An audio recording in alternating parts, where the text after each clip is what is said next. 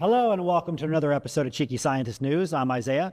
Today's top story is the surprising power of questions, especially when it relates to informational interviews that lead to real interviews to get hired. Today's job market is very stringent. There's an abundance of ghost jobs, real companies posting fake jobs they have no intention of hiring for. AI has broken today's job boards. You have to get through to talk to a person to get hired. But how do you generate rapport with a person in a very short amount of time so that they can give you a referral to get hired? Not just a referral code or link, right, which is a way of brushing you off in today's job market. They're very ineffective, but someone who actually passes your resume on directly to a hiring manager, even advocate for you. How can you build that kind of rapport professionally? There's a great article in the Harvard Business Review called The Surprising Power of Questions.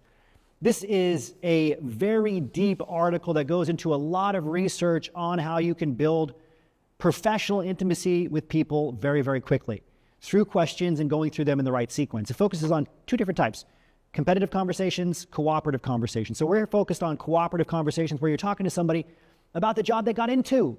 How do you start that conversation? Most of us put too much pressure on ourselves to posture, to seem impressive, to showcase our skills, how much value we have, all the things that we've done in the past, so that that person wants to talk to us or wants to help us. That's the opposite thing that you should do. And this article goes into a lot of research on why you should not do that.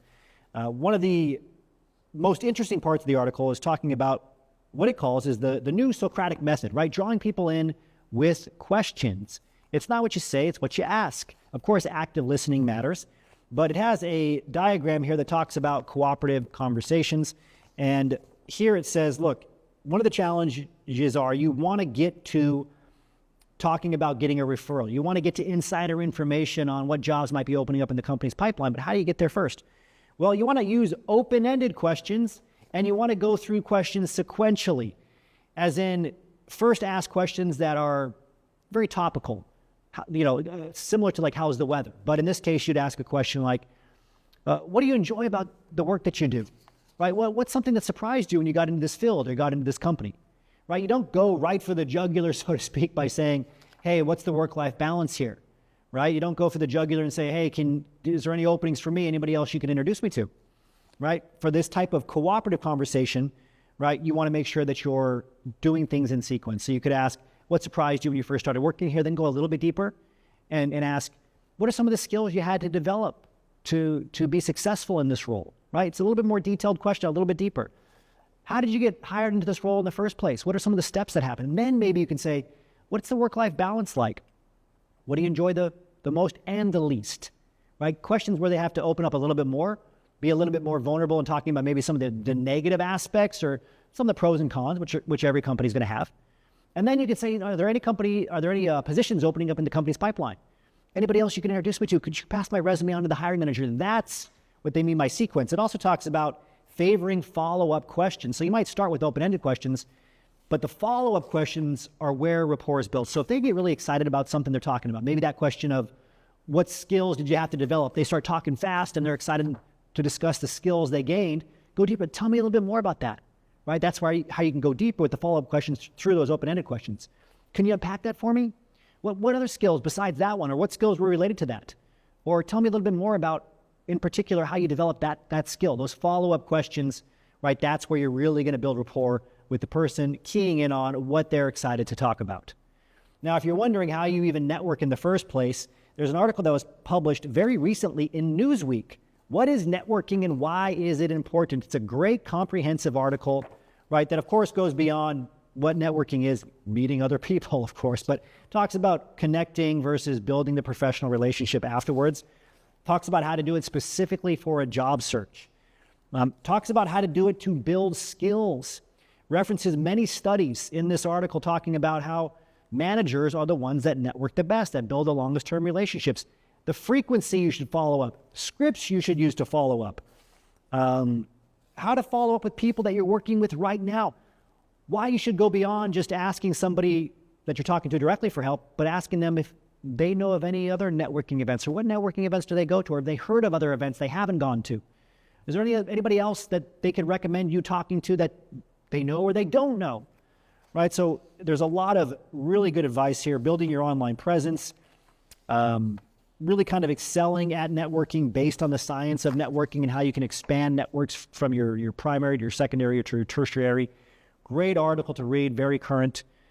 When it comes to adding people to your business network, I like this article. It's in DICE, simply because the first section talks about 4 people to reach out to when you want to start networking. So there's colleagues, people you've worked with right in the past, people you're working with currently. Industry experts, right? Thought leaders, consultants, subject matter specialists, and speakers. Then clients and partners. So these could be businesses, professionals. Now you might be thinking, I don't know, maybe you're in academia, you're unemployed. Like what businesses, clients? There had to have been clients you've worked with before, or vendors that you've worked with before, right? Maybe there was vendors that came into your academic department or your lab, or vendors you worked with in your past role, right? And then fellow job seekers, individuals that are in the similar stages looking for a job, because there's going to be somebody in that network of job seekers that gets hired before you. Did you even talk to them? Did you invest in that relationship? And then for the colleagues part, it talks about not just coworkers, but team members, mentors, and supervisors. So think about the people to connect with. Create a spreadsheet, 4 different tabs, right? One tab is colleagues, one tab's industry experts, one tab's, right, clients and partners, one tab's fellow job seekers.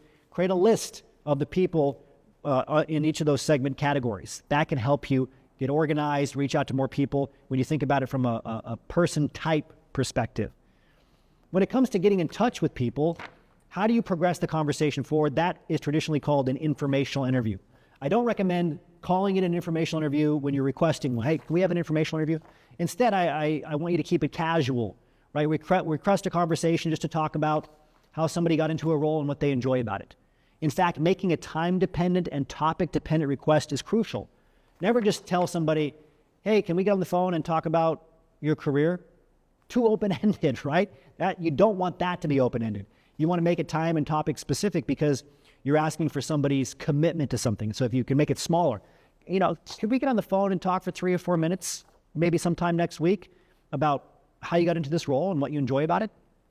That's how you want to ask for an informational interview. And this article goes into it. There's 2 things you got to focus on. And this article is mainly focused on just the high-level aspects, these 2 main strategies, or two main focal points. What are your questions? Do you have a list of questions to ask? You have to have a lot of questions. And then tell them why you're asking. What's your motivation for the informational interview? Rationale matters. Tell them that you're looking to learn more about this particular sector of industry. Tell them you're really interested in their particular company. Give them a reason for why you're reaching out. Otherwise, they're going to have an initial threat response that we all have when somebody reaches out to us that we don't know. Who are you? What do you want? Why are you here? What's your real intentions? Just tell them what your intentions are. I want to learn more about this company. I'm really interested in this sector. I'm an early career professional, and your work and where you are in your career has inspired me. Give them rationale, and then they'll commit to a time with you. I also like the prompt of, I'm going to be making calls on Thursday related to my job search. Is it okay if I give you a call and just ask you 2 to 3 questions? Won't take more than 3 or 4 minutes, right? Never say 5 minutes, 10 minutes. That's usually code for like an hour.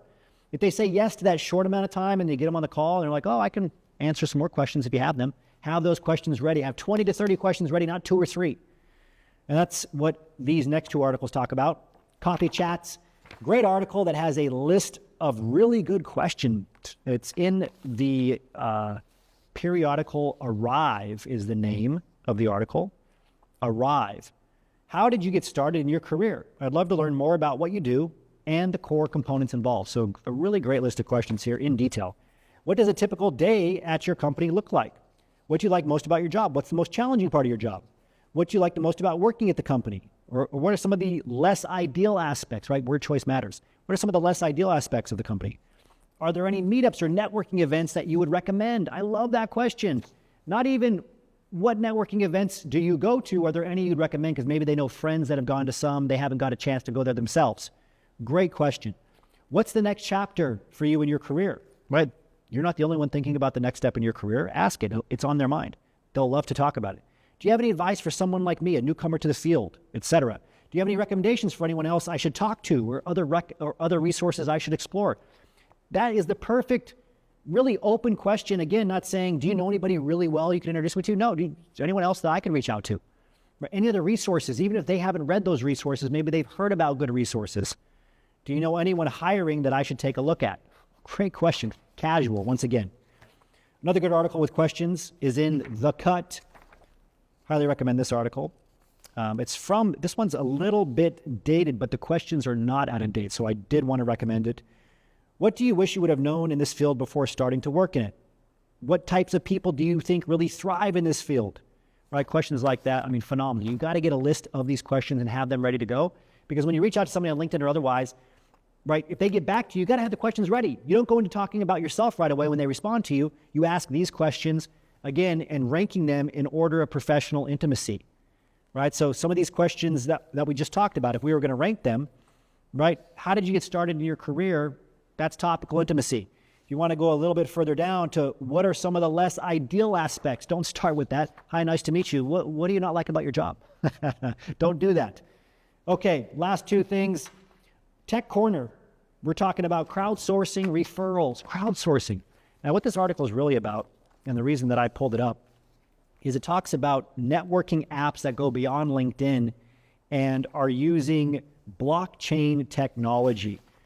Okay, different types of digital platforms like Brain Trust, which is a great example. So it's over 500,000 vetted job seekers. These are like higher level, like vice presidents, et cetera. But they use tokens. They call them, it's a Brain Trust token, BTRST. And these tokens are given to people who give referrals to other people in the Brain Trust. There's more and more of these groups that are popping up. There's more and more networking platforms like the Velocity Network, which is open source, but it uses, again, these types of tokens and things that you can store about your networking preferences, your contacts, etc., but you're using blockchain technology instead of a list on LinkedIn. Very interesting. We always want to keep you on the cutting edge of what's going out. The Bondex job portal, Bondex, is another one, a gamified professional network platform. It's a Web3 LinkedIn alternative is what it claims to be. Trusted by blockchain.com, Chainlink, etc. So think about all of your connections, right? Being in a type of Bitcoin-esque blockchain technology where you have certain things like tokens, maybe NFTs for your profile, this kind of stuff. That's where a big portion of the field is headed. Now, why would that matter, right? Because things can be shared securely. It's another way for employers to access talent. So this idea of networking professionally for a job, crowdsourcing, blockchain technology is moving forward. We're gonna stay on top of that. This is some of the first articles that have been posted about it. Some of those newer apps are worth exploring. Last thing, don't forget, 3 pieces of information you should never share on a job interview. Now, why am I sharing this? Because a lot of informational interviews turn into full interviews. Okay, so if the other person starts asking you questions, and they will, if you ask really good questions, get them talking, at some point they'll say, enough about me, what about you? Are you looking for a job? That's good, you wanted to get to that point. Now, don't go into talking about all the types of careers you don't want to get into, right? Do not talk about challenges in previous jobs, what you don't want. I'm tired of writing rants. I have a toxic workplace, or my last company laid me off. Like, what are you doing? Right? You know what they're thinking? One of these 3 things. And I love these questions. This is why I pulled the article. They're thinking, is this candidate struggling to land a job because of the market? Or are other companies noticing something concerning? Or they're thinking, was their previous manager really difficult to work with? Or are they difficult to work with? Are you difficult to work with? Was the culture truly toxic or high pressure? Or were they a low performer? Man, it's great. So nobody says that part out loud. We all just think, oh, well, this is really what it was. It was my experience. It's my truth. You don't tell that to a stranger that you're trying to network with to get a job referral, because they don't know you. They know there's another side of the story. The other side of the story is not there to discuss it. Don't bring it up. And then finally, don't be overly enthusiastic about the compensation, perks, benefits. I see people do this all the time in informational interviews. They think it's a safe space. What's the pay? First of all, don't ask anybody what their salary is, okay? But don't also ask, what are the salary ranges for this? Or what are the benefits, the perks? Don't go there. Be enthusiastic about the role, the experiences you're going to gain. That's all we have time for today. Stay current. Keep advancing in your career.